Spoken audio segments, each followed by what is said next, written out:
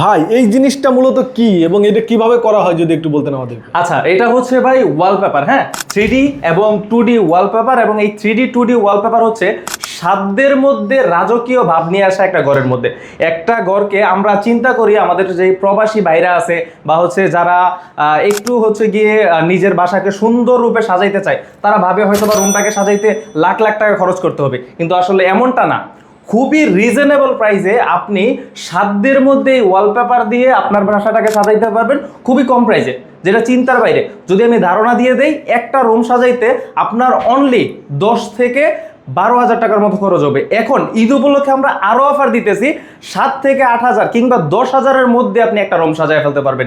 এই অফারটা শুধুমাত্র ঈদ পর্যন্ত থাকবে, ঈদের আগ পর্যন্ত থাকবে, তাই তো? ঈদের আগ পর্যন্ত থাকবে। তবে ঈদের পরেও যদি কোনো ভাইরা আমাদের সাথে যোগাযোগ করে, আমরা চেষ্টা করব যতটুকু সম্ভব রিজনেবল প্রাইসে দেওয়ার।